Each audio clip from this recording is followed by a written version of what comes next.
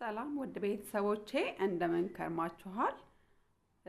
ያው ከዚህ ቀደም በክፍል 1 የበርበሬ አደላለዝን ወይም አሸካሸክን አቀነጣጠስ እና መሰል ነገሮችን በክፍል 1 አይተናል። እነሆ ዛሬ ደግሞ በክፍል 2 ሁለተኛው ክፍል በርበሬውን ካደረቀን በኋላ ወደ ማስፈጨት ከመሄዳችን በፊት የምንጠቀማቸው ቅመማ ቅመሞች ምን ምን እንደሆኑ በዝርዝር እናያለን።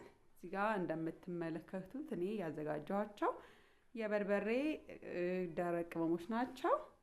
እዚህ ጋር እንደምትመለከቱት ተልጦ የደረቀ ነጭ ሽንኩርት አለ። እዚህ ጋር ተልጦ ደርቆ በዚህ መልኩ የተዘጋጀ ዝንጅብል አለ። እዚህ ጋር እንደምትመለከቱት ሶስተኛው ያላችሁ አያችሁት? ይሄ ኮረሪማ ነው። እዚህ ጋር እንደምትመለከቱት ያው ቀረፋ ማነው ቁርንፉድ አለ። እንዲሁም እዚህ ጋር ቀረፋ አለ። እዚህ ጋር ገውዝ ይባላል። ለበርበሬ ደረቅ የምንጠቀምበት ነው። እዚህ ጋር ነጭ አዝሙድ አለ። እንዲሁም እዚህ ጋር ጨው አለ።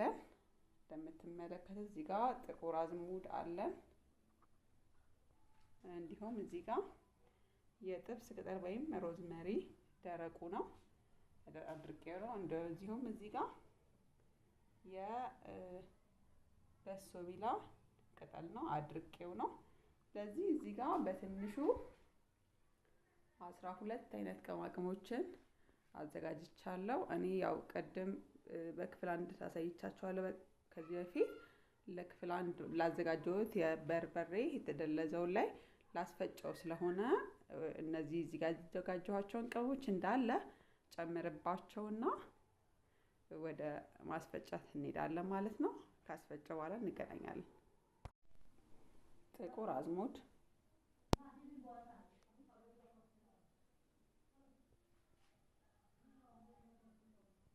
የሮዝመሪ ቅጠል፣ የበሶቢላ ቅጠል፣ እዚህ ጋር ጨው አለን፣ ነጭ አዝሙድ፣ ቀረፋ፣ ገውዝ፣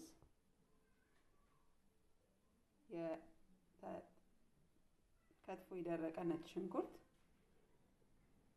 ቁርንፉድ፣ የኮረሪማ ፍሬ እንዲሁም የደረቀ ዝንጅብል። እሺ ውድ ቤተሰቦቼ ቅመማ ቅመሞቹ ወደ መጨመር እንሄዳለን።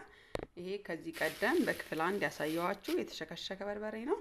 ስለዚህ ከማስፈጨታችን በፊት ቅመሞችን እንጨምራለን። ጥቁር አዝሙድ፣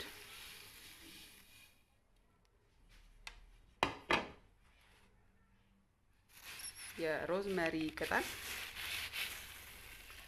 በነገራችን ላይ ለ6 ኪሎ እኔ ለአንድ ሩብ ጉዳይ ጥቁር አዝሙድ የጨመርኩት፣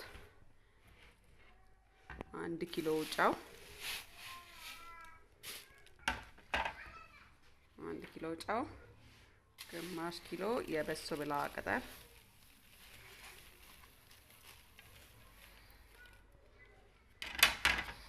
ሁላ ነው ቀይ።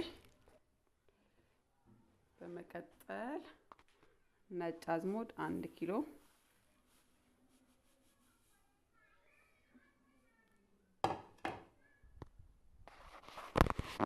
በመቀጠል ቀረፋ፣ ቁርንፉድ፣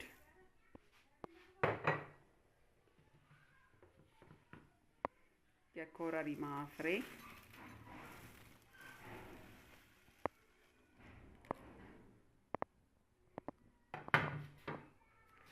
አያችሁት? በርበሬ በጣም ሁሉም ውስጡ አለው እንደምትመለከቱት።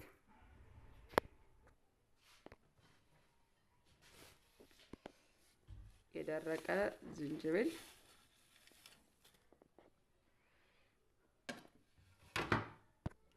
ይህን ገውዝ ውስጡ ያለውን ፍሬ ስለምንጠቀም በመምቻ ነገር ሁለት ቦታ እናደርገው፣ ልክ እንደ ለውዝ ማለት ነው።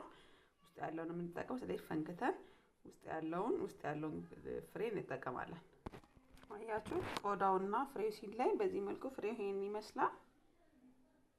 ቆዳው ደግሞ እንደዚህ። ስለዚህ ይሄንን በርበሬያችንን እንጨምራለን። ገውዝ ፍሬ እንዲሁም ነጭ ሽንኩርት እንጨምራለን። ያለበት አካባቢ ካሰጣነው መልሶ አቧራውን ስለሚወስድብን ማለት ነው። እንዲሁም ጨርቅ ነገር ላይ ማስጣት እንደሌለብን አይተናል። አሁን ደግሞ በርበሬውን ለመደለዝ እርጥብ ቅመሞች አሉ የምንጠቀማቸው። እዚህ ጋር እንደምትመለከቱት እነዚህ እርጥብ ቅመሞቼ ናቸው። እዚህ ጋር የጤና አዳም እርጥብ ጤና አዳም አለ። እዚህ ጋር እንደምትመለከቱት የምጠቀመው ግን እዚህ ፍሬውን ብቻ ነው። ሙሉውን ቅጠሉን አንጠቀምም። ቀንጥሰን ፍሬዋን ብቻ ቀንጥሰን እንጠቀማለን። እዚህ ጋር ነጭ ሽንኩርት አለን፣ የተላጠ ነጭ ሽንኩርት አለን። እዚህ ጋር እርጥብ በሶ ቢራ አለን። ይሄኛውም ሙሉውን እንጨቱን ትተን ቅጠሉን ብቻ እንትን ብለን ለቅመን ቅጠሎቹን ብቻ ነው የምንጠቀመው። እንዲሁም እዚህ ጋር አዝመሪኖ ወይም ሮዝመሪ ወይም ደግሞ የጥብስ ቅጠል ብለን የምንጠራው ነው። ይሄኛውንም እንጨቱን ትተን ቅጠሉን ብቻ ነው የምንጠቀመው።